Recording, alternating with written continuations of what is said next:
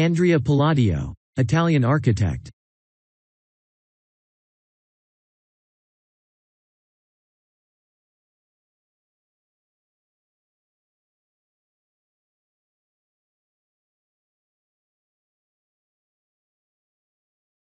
A new exhibition celebrates Palladio's architecture 500 years on.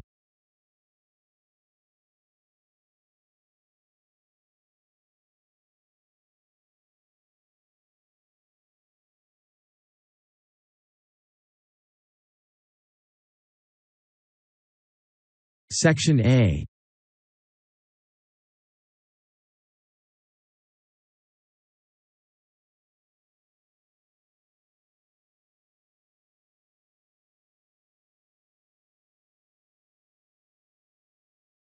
Vicenza is a pleasant, prosperous city in the Veneto, 60 kilometers west of Venice.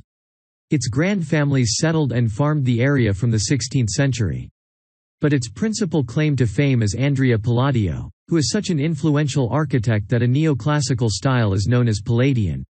The city is a permanent exhibition of some of his finest buildings, and as he was born in Padua, to be precise, 500 years ago, the International Center for the Study of Palladio's Architecture has an excellent excuse for mounting La Grande Mostra, the big show.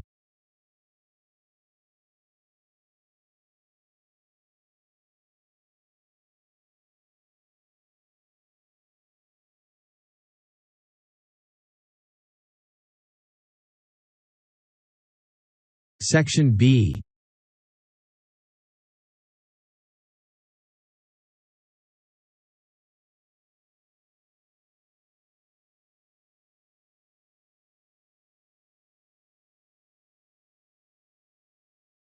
The exhibition has the special advantage of being held in one of Palladio's buildings, Palazzo Barberin da Porto. Its bold façade is a mixture of rustication and decoration set between two rows of elegant columns. On the second floor, the pediments are alternately curved or pointed, a Palladian trademark. The harmonious proportions of the atrium at the entrance lead through to a dramatic interior of fine fireplaces and painted ceilings. Palladio's design is simple, clear, and not overcrowded. The show has been organized on the same principles, according to Howard Burns, the architectural historian who co-curated it.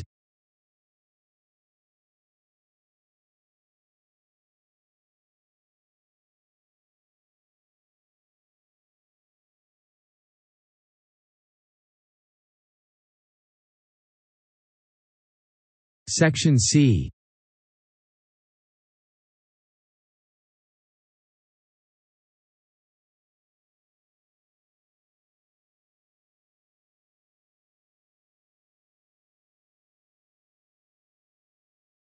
Palladio's father was a miller who settled in Vicenza, where the young Andrea was apprenticed to a skilled stonemason. How did a humble miller's son become a world-renowned architect? The answer in the exhibition is that, as a young man, Palladio excelled at carving decorative stonework on columns, doorways and fireplaces. He was plainly intelligent, and lucky enough to come across a rich patron, Gian Giorgio Trissino, a landowner and scholar, who organized his education, taking him to Rome in the 1540s, where he studied the masterpieces of classical Roman and Greek architecture and the work of other influential architects of the time, such as Donato Bramante and Raphael.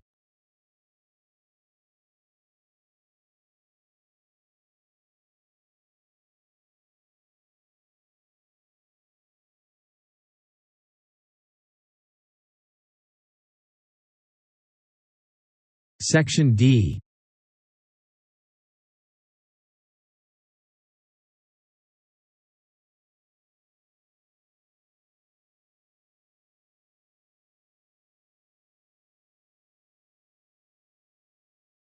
Burns argues that social mobility was also important.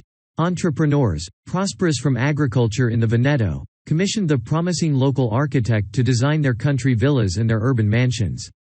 In Venice, the aristocracy were anxious to co-opt talented artists, and Palladio was given the chance to design the buildings that have made him famous.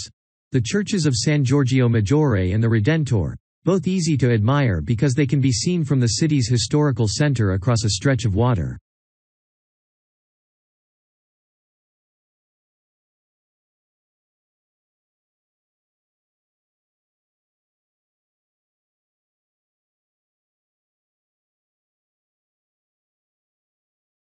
Section E.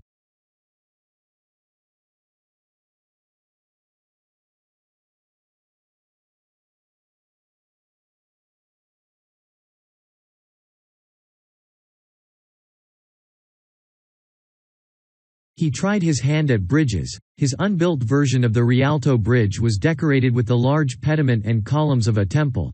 And, after a fire at the ducal palace, he offered an alternative design which bears an uncanny resemblance to the banqueting house in Whitehall in temple architecture, with a strong pointed pediment supported by columns and approached by wide steps.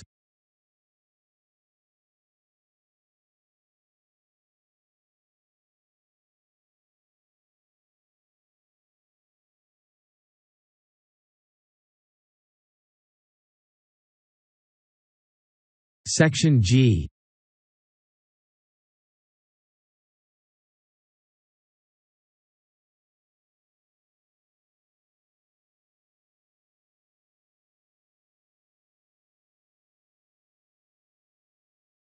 Palladio's work for rich landowners alienates unreconstructed critics on the Italian left, but among the papers in the show are designs for cheap housing in Venice.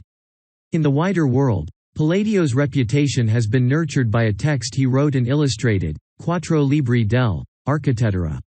His influence spread to St. Petersburg and to Charlottesville in Virginia, where Thomas Jefferson commissioned a Palladian villa he called Monticello.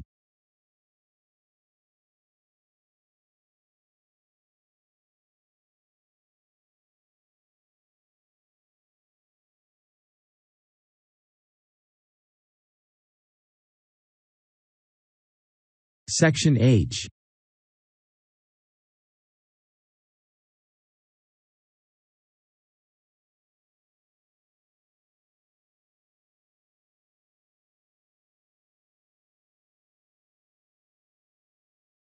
Vicenza's show contains detailed models of the major buildings and is leavened by portraits of Palladio's teachers and clients by Titian, Veronese and Tintoretto. The paintings of his Venetian buildings are all by Canaletto, no less. This is an uncompromising exhibition. Many of the drawings are small and faint, and there are no sideshows for children, but the impact of harmonious lines and satisfying proportions is to impart in a viewer a feeling of benevolent calm. Palladio is history's most therapeutic architect.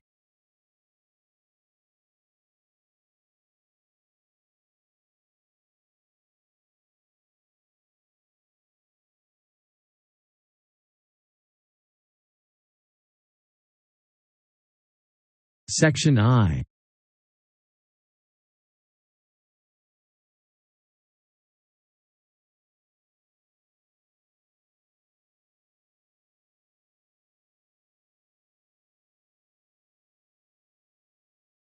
Palladio, 500 anni, La Grande Mostra, is at Palazzo Barberin da Porto, Vicenza, until January 6, 2009.